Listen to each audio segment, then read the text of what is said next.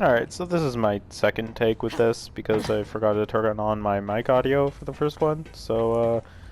Yeah, I'm just gonna kind of go through this pretty quickly because I'm over this already. Yeah, this is my pretty sick looking build. Guns don't really matter all that much. You can pretty much use whatever you want. I don't have anything gear-wise optimized for this build. I gotta grind out some stuff, but for the shield you want high capacity, highest capacity you can have, or something that gives you some shock resistance would be good too, so that doesn't get melted down, because shield is probably the most important thing that, like, it's very important because you're not going to have any health with this build. Um, you want this one, you need this one for this build. If you don't have this, don't try this build. But Honor Guard Enhanced Bloodletter, it's really good because it gives you 1 point for I can never remember the actual name of it, but Desperate Measures. Desperate Measures and Thin Red Line are probably the most important ones. You need at least 2 in Thin Red Line and as many as you can get in Desperate Measures. Phalanx Doctrine is good, but it's not as good. If she would also the text, if Moze would be healed, you would gain shields instead. So basically, anytime you heal, you just get shields, which is really good because you don't have any health. But to go along with that perk part of it, I have this Transfusion Longbow, which heals you for 120% of the health damage dealt. So this is really good for keeping your shield up at all times. The artifact I have is trash. The one you want, it drops your health down to 1, but it gives you 100% more shield capacity, which is very, very good. So I'm trying to grind my way up to getting one of those, but unfortunately I don't have one. For the actual skills for the build, we're going to be mainly focusing on Bottomless Mags and Shield of Retribution. So the first 5 you want are Armored Infantry, which gives you 15% gun damage and 13% damage reduction whenever your shields are active, which is going to be all the time, because if your shields aren't active with this build, then you're dead. You're in fight for your life. And then we're going to do 5 points in Selfless Vengeance. This gives you 15% extra gun damage as Incendiary for 5 seconds after reloading. There is a con to it. It removes 5% of your health, but with this build we don't have any health, so it doesn't take any from you. So that's pretty much only benefits for this perk. And then we need 3 points in Thin Red Line, which reserves a certain percent of your health and adds it to your shields. Originally, this would only do 60% of your max health, but with the extra 2 points from our class mod, it goes up to 100%. So that's like removes all of your health and gives all of it to your shields. And then we want 5 points in Drowning in Brass, because this is a phenomenal skill. It gives you 20% gun damage every time you kill someone for a max of 3 stacks for 15 seconds each. So basically 60% extra gun damage for 3 kills. It's pretty good. And then we want Experimental Munitions to give us 10% extra gun damage as Incendiary whenever you get a critical hit. So it's just basically extra damage. And then we want maxed out Desperate Measures. This one is freaking awesome. The gun damage is increased depending on how low your health is. The lower your health, the greater the increase, up to 67%. And since we have no max health, we're going to be always getting this bonus. So it's like a flat 67% gun damage. And then we want 5 points into Phalanx Doctrine with the extra 2. It brings it up to every time you kill an enemy, you get an additional 14% damage per stack and 21% max shields per stack for 30 seconds each. So yeah, that it pretty much just complements Drowning in Brass and gives you way more health.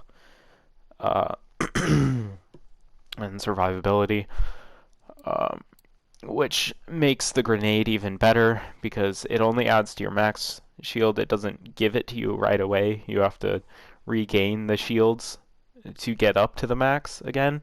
So you can kill a few enemies, kill 5 enemies or whatever, get that 100% extra shield, throw a few grenades, and regain that all back. And then to help with that, we have force feedback. Whenever you get a critical kill, your shields immediately begin recharging, which is just nice compliment. And then to end it, in Shield of Retribution, we need Tenacious Defense, which restores immediately 40% of your max shield every time it's depleted, and then it gives you an extra 30% gun damage for 30 seconds, so that's pretty good too. Mostly, the gun damage is nice, but it's mainly kind of a safeguard against dying because it just prevents you from taking critical damage and going into a fight for your life. And then after we're done with this, then we go to Bottomless Mags, 5 points in Cloud of Lead. This one isn't too great. Every 4 shots don't consume ammo and deals 10% extra bonus incendiary damage. It's not amazingly great, but it does get us to the next the next skill that we really want is Stoke the Embers.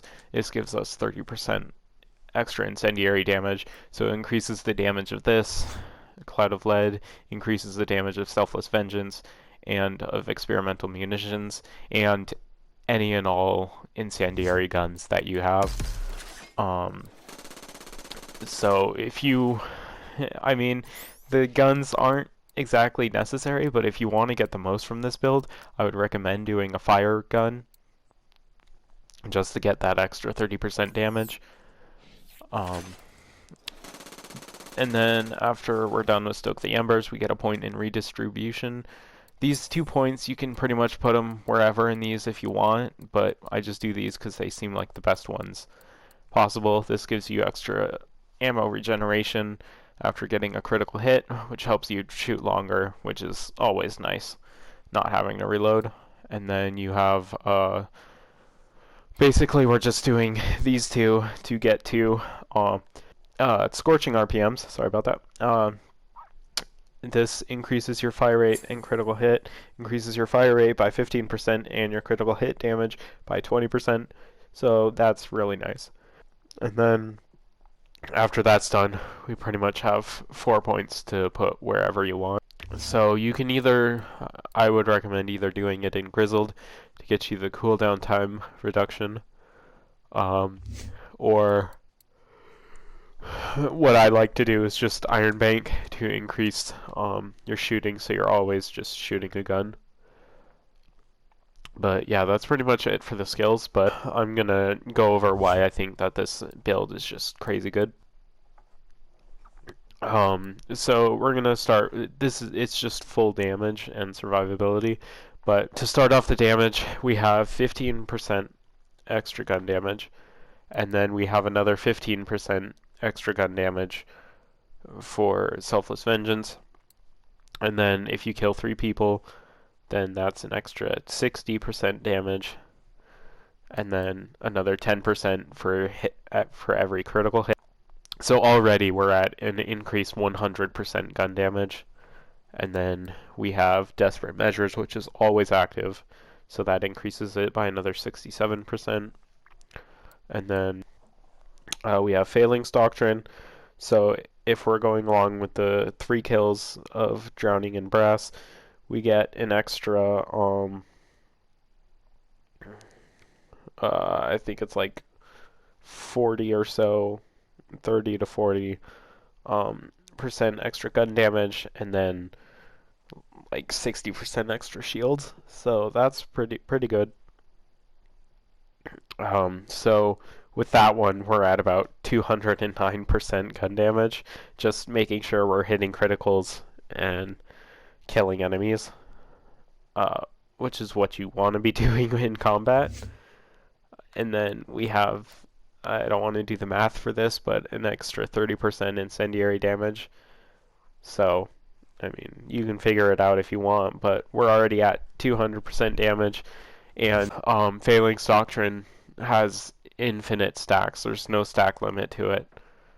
So you can have, if you kill a whole bunch of people really fast, then you can have like 15, 20 stacks, which I've never gotten, but normally I have about 6 or 7 stacks of this, so that's about 60 plus percent weapon damage, but this can honestly unlimited potential with this ability.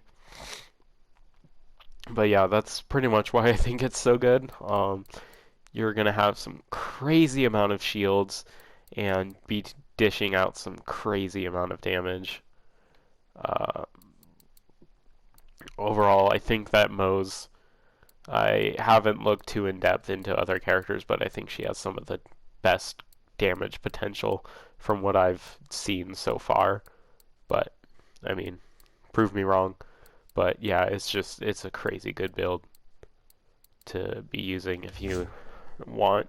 But yeah, that's the build. So yeah, thanks for watching.